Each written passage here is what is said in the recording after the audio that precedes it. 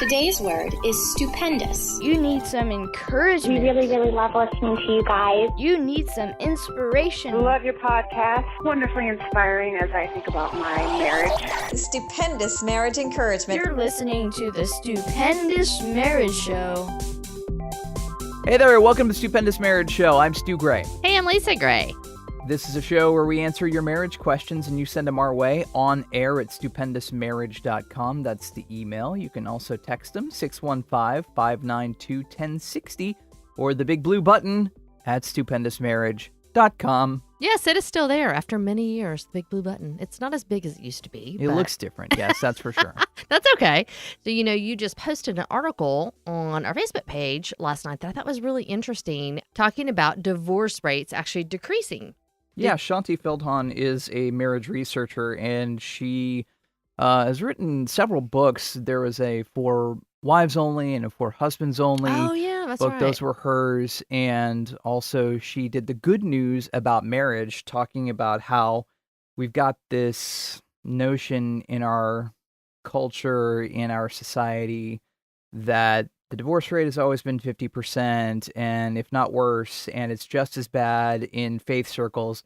And through her research, she has found that, people talk about the certain number of 50%, and it's never been 50%. And it likely, has it been lower? It's been lower okay. than that. And I don't know enough of all the science and the numbers and everything like that, but the encouraging thing is that divorce rates have never been at 50%. Sure, they get close, and it's not necessarily the same in faith circles that actually those people of faith who proclaim some sort of faith actually stay together longer with their couples. And she's rewritten another article. This article is a more current article from 2018 talking about divorce rates continuing to fall because of stability of mainly younger women.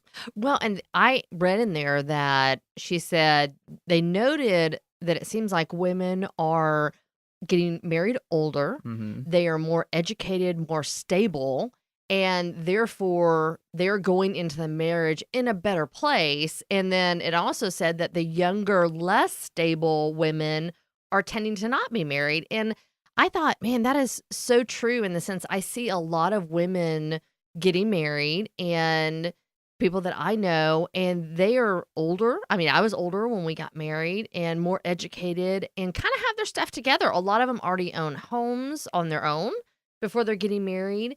A lot of them are in a career before they're getting married. And it's just really interesting. I think compared to the previous generations, like our parents' generations, a lot of those women, because everybody just got married, that's what you did. You graduated from high school, you might go to college, you might not. You found a man, got married, and had babies. I mean, and so it's so interesting generation to generation to see how much it's changed, that so many women are not really pursuing marriage kind of until they establish themselves a little bit, which I think is so brilliant. And I don't know if this is true or not, but since you're talking about women, I don't know. What about the men? I don't know how the guys are doing in this regard. I feel like all the material I see and read about younger guys is we're regressing and we're just playing video games and having struggles with pornography, and all we're doing is sitting on our phones and not really talking to women and having problems communicating. So I assume that's probably also part of the conversation. Yeah. I don't know at what level though. I mean, because she says that ultimately we may be waiting longer to get married, but people do end up married. Yeah. And their marriages are lasting longer and they're not getting as divorced. But I don't know where the guys play in that. I mean, because it does. I mean, I know that as a male, my brain didn't fully develop until I was 25. Now, who knows what video games and just sitting on your mom's couch does if you sit there till you're 35. I mean, Right. I don't know. So I don't think that's good. I don't know if guys are doing what they used to do, and I don't know if that's ultimately a good thing. But that's also a big generalization. Sure. So I don't know. Sure. And I know her study was focused on the women. Right. I do find, because I have several girlfriends who are in their 30s, early 40s, who are beautiful, successful, smart women who are single.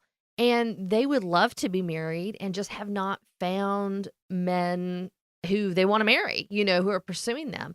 And so when I'm out, and I've told you this before, when I'm out sometimes, especially like at Whole Foods and I'm kind of watching people and I see these men who don't have a wedding ring on and look like they're not 20, they look like they're probably in their 30s or early 40s.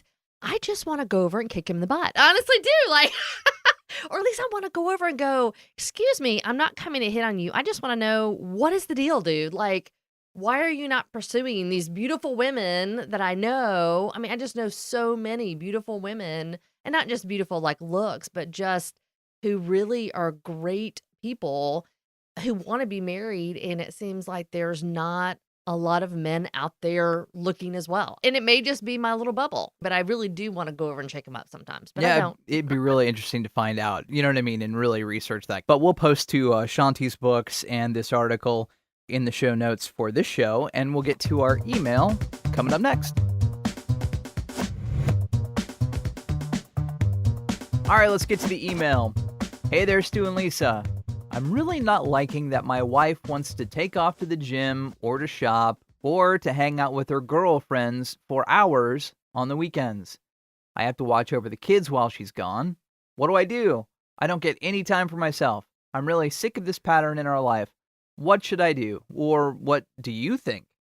Reading this email, I saw a word in here, and it's a conversation that you and I have all the time, which he says, I do not get any time for myself. And I just want to say, come on, really? I mean, there's got to be some time that you get for yourself. I mean, we all do that. We kind of get in this rut and focused on a negative situation like this. And then we go, oh, I don't get any time to myself. Well, he literally says for hours on the weekends. I'm sure she's not gone for 48 hours, right? So there's got to be times that she's around and he might be able to take time for himself, right? But we do that. I know you and I have had this conversation actually quite a bit recently where we're calling each other out, where I will say, every time I do this, and you always do that, and you're like, excuse me. Yeah.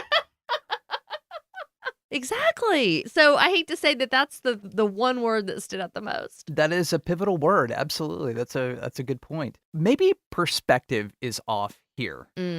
And conversation isn't happening that needs to be happening with you and your wife. Perspective, number one, I think is, well, you get to hang out with your kids. Yeah, absolutely. You get to be dad. You get to do cool things with the kids. Why is that a bad thing? Why are you freaking out about that?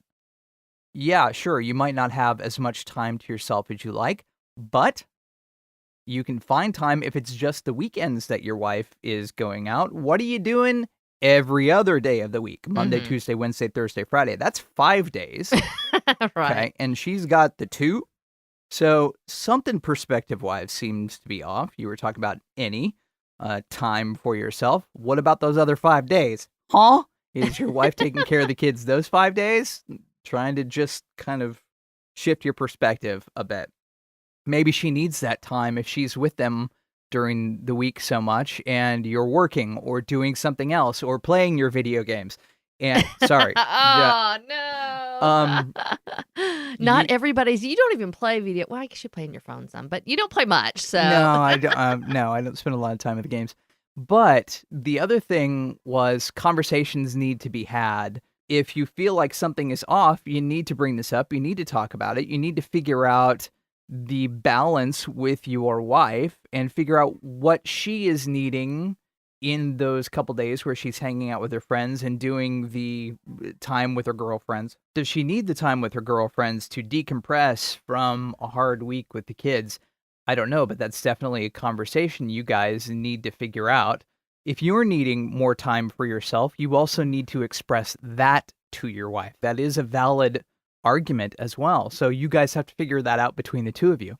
I think most people that are married would say that one of the biggest things that you have to figure out when you're getting married is balance, because you don't want your whole world to revolve around your spouse and your kids, right? We all need to also take time for ourselves, do self-care, and really focus on being the best us we can be.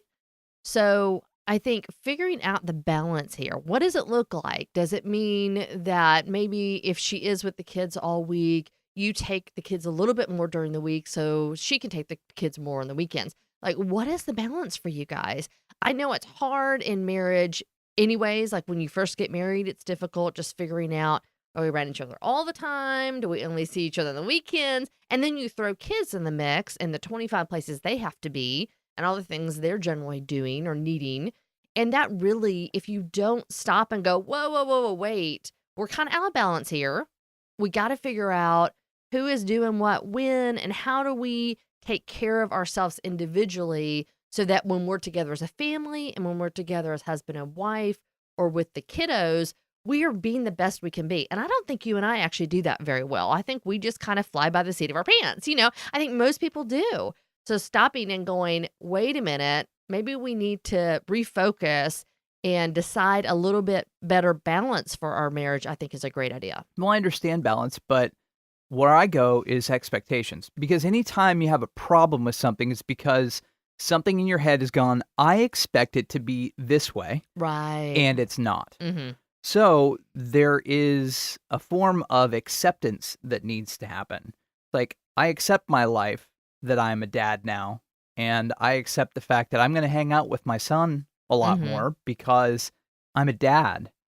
And I accept the fact that you have your needs and things that are different than my needs. And my acceptance is really important. And I have to let go of the expectations, the fantasies, the crazy thinking in my head to deal with the world and life as it is. There's this prayer that they use in recovery circles, and it's the serenity prayer. You probably heard it. God grant me the serenity to accept the things I cannot change, the courage to change the things I can, and the wisdom to know the difference. That's a great prayer. I mean, that's just the first part of it, but what things can I change? Well, I can change my behaviors, my attitudes, my thoughts, the expectations that I have in my mind. Can I have a conversation? Can we come to a meeting of the minds in the middle? Can we negotiate where it's beneficial for both of us? A win-win for the husband, for the wife, in whatever situation it is that's reasonable and doable, and then move forward from there so both expectations are met. And in this situation, you need to have those conversations about the weekends and the kids, and it might be money related or whatever it looks like. Yeah, so we would love to hear from you after you guys have a conversation and just maybe what you do as you walk through this process of figuring out balance for yourself and your marriage. Send us your email. We would love to hear from you if you've got a question. On air at stupendousmarriage.com is the email address. Texting at 615-592-1060 or the big blue button at stupendousmarriage.com. See you next time. Bye.